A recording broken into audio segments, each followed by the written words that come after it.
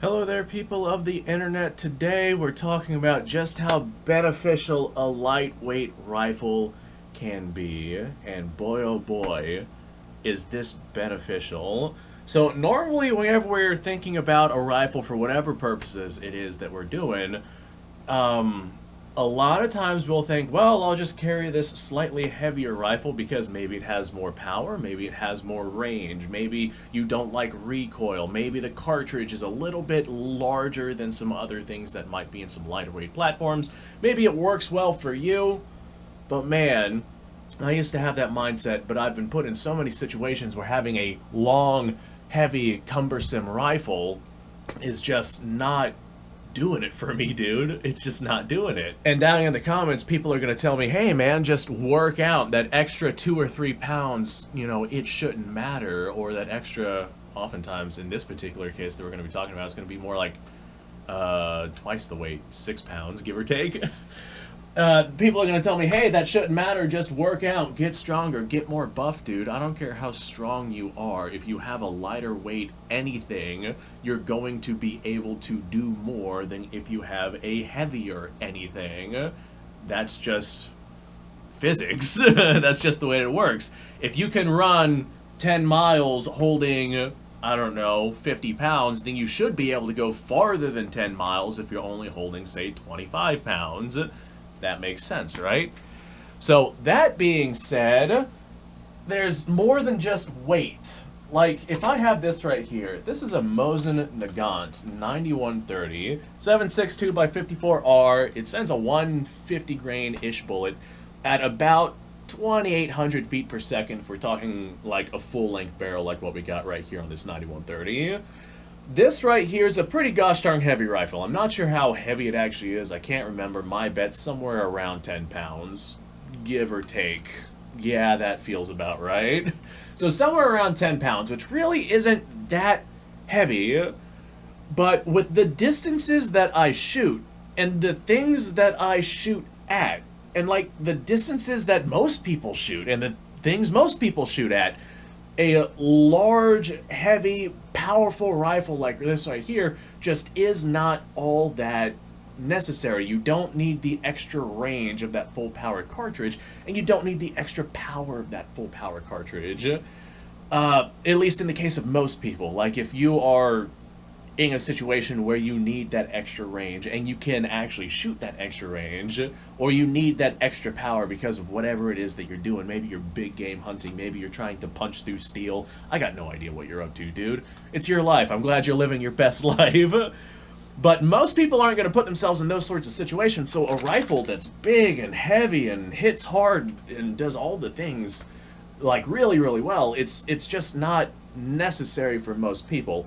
Especially because most people, if they're going to be taking a rifle out for practical purposes, something like this is really large. Like, really, really large. It's not impossible to do the things with something like this. But man, this is heavy. I've taken the Mosin hunting on numerous occasions, and I live in Florida, and in Florida we have jungles. And you're walking around in the jungle with this real heavy rifle, even if you have it slung over your shoulder, man, you got to keep swapping shoulders because as you go, 2 miles, swap shoulder, 2 miles, swap shoulder, because it starts just making your shoulders sore, especially if you already have a backpack on your bag or extra stuff on you. Man, those pounds add up, dude.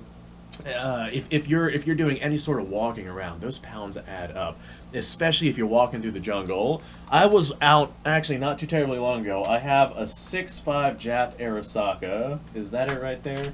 I think that's it right there. It's one of the big problems with a pile of guns like what I have. You gotta look for the things during video. I got this 6.5 Jap Arisaka that I was out doing some hunting with not too terribly long ago. Oh god, I guess it was several years ago at this point. Oh no, time is just flying by way too fast. But we weren't hunting from a stand or anything like that. We were walking. And walking with this right here, there's no sling swivels or anything like that. So I was just holding this and going through the jungles of Florida. We were in very thick brush with this really long barrel. Man, this was just this was a killer in terms of me carrying this thing around. Like, I swear my biceps look like this just because of that one day, right? This was, like, I can't imagine. This is significantly lighter weight than this Mosin, too, because it's been sporterizing. It's just a smaller all-around rifle.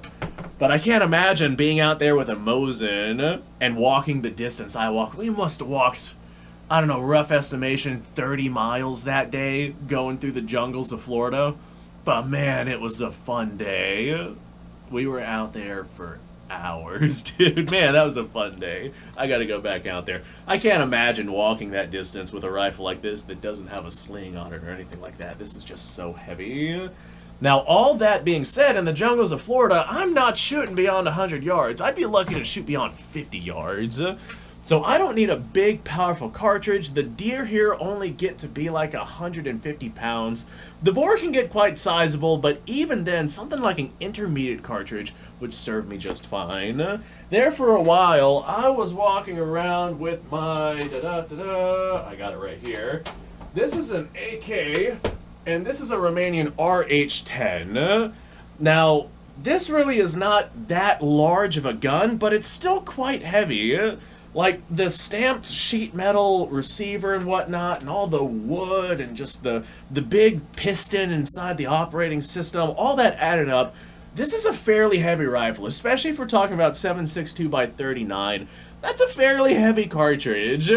I have taken this out on numerous occasions. We got ways to mount slings to this thing. I got a scope mount for this thing that works exceptionally well. It's zeroed in for 123 grain bullets, and man, it is just chef's kiss whenever I'm shooting out to like 100 yards with this thing. I can co-witness my iron sights. This is such a good hunting rifle setup.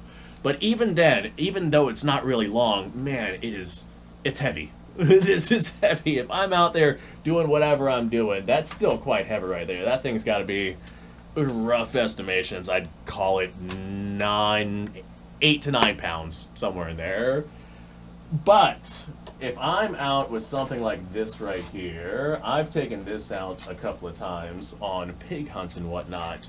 This is an AR. It is a KP-15 lower on a PSA upper. It's got a 1-in-7 twist barrel in it, and clearly it is a retro build. What is really cool about this thing is with the polymer monolithic lower, there's a lot of weight that's been cut off this thing. This rifle weighs 5.5 pounds, which is an astonishingly lightweight rifle. I do have the long barrel on it, but it's a pencil barrel, and out hunting, that doesn't really matter because it's not like I'm mag dumping to heat up my barrel and lose accuracy. But it's got a pencil barrel on it, and it's got a 20-inch barrel, so the velocity of the cartridges coming out of this thing are just absolutely devastating. So I got all the benefits of a full power, not a full power rifle, but a rifle. It is an intermediate rifle, I will acknowledge that. But I got the benefits of the barrel length to give me the velocity I need to really get that effectiveness from the 223 cartridge that we all know and love. If you are going to be using the 223, a lot of times you want to stick to like a 16-inch or larger barrel. You can go lower, but man, if you go to that 20-inch barrel, just the 223 and 5.56 round turns into almost a magic bullet. I don't really want to use that term, but it almost becomes a magic bullet. Whenever I go out hog hunting and whatnot, this is a 1-in-7 twist. I think I already said that. But I'll use 77 grain VMAX rounds, and they are just wholeheartedly devastating on whatever it is that they smack into. And this right here, I've ran competitions with this rifle before that you can watch on YouTube. I've got it on this channel.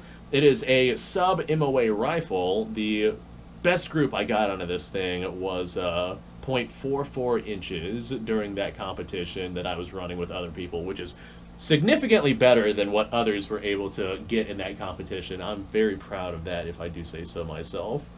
But it's an accurate rifle. It's a very lightweight rifle, although it is a little bit on the longer side. Just the way that the slings mount to this thing, you don't have the same issues that you would have, like, say, if you were to mount a sling to my Sporterized Arisaka. If we mounted a sling to this thing, we'd have a sling mount here, and then we still have, what, 2.5 feet of barrel sticking out the front of this thing. versus the M16 inspired build here. Looks like we got a cutie sling mount that we can stick here, or if you want a more traditional sling mount, we got one right here. And then our next sling point is up here, fairly close to the front of that barrel. Like, this slung on my back, the barrel doesn't stick up past my shoulder, so I don't really have to worry about this catching on brush or anything. But the big thing is this is lightweight. I can lug this thing around all day long. It really does become, like, just because you can walk around with a heavy gun, man, if you walk around with a lightweight gun that is still extraordinarily capable, you become almost like a superhero. You can stick down just a tremendous amount of power downrange, or at least enough power to be able to handle the job it is that you're looking to handle. And you can do so much more than you normally would be able to. Like, I would rather walk around with this M16 build than like an M1 Garand, however it is you feel like pronouncing that. That rifle up there, that's a heavy gun. I've walked around with that one, and I can't, and I can't walk around with that one. That one's just a little bit too cumbersome for me to make any real significant progress in my hunts. Like, I'd say 10, maybe 15 miles is my max walking distance for that. Anyway, this video was fun. It was fun to make. I wanted to talk about my ideas of just how good a lightweight rifle is. And keep your rifles lightweight. Don't go adding a bunch of crap to them. Like, I got a couple of rifles here. This right here is my Coyote hunting gun, and I think that this right here is probably the maximum amount of stuff that you would want on your rifle. I got an optic, I got a magnifier, I got backup sights. Really, you only need one. If I just had iron sights on this thing, I'd be fine, but some sort of aiming module of some kind, and a flashlight and a sling, and then you're pretty much good to go. Like, all the extra stuff is just stuff that you wouldn't necessarily need on your rifle, and even then, this right here is still pretty gosh darn lightweight, considering everything that's on it. I think the receiver is made of aluminum, and man, an aluminum receiver versus a steel receiver, that's a big difference. But a polymer receiver versus an aluminum receiver, holy, oh my gosh, it is so lightweight, and I love it. Alright, bye guys, I think I already did the outro. I'll see y'all later.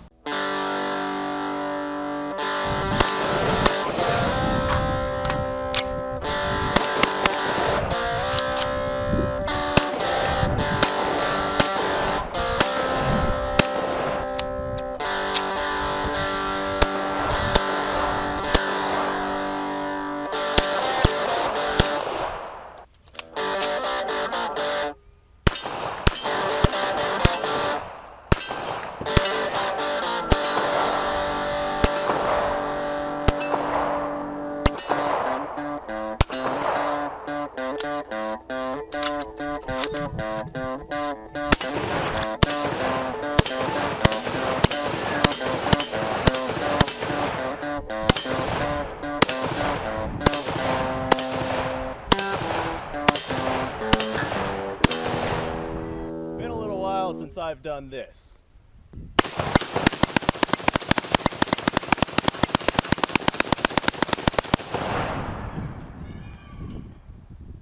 Bonnie and Clyde be damned. The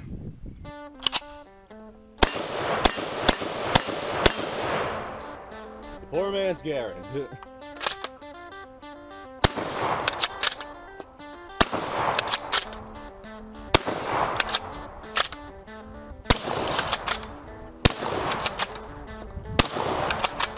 It's a shame that bolt-action shotguns aren't more mainstream.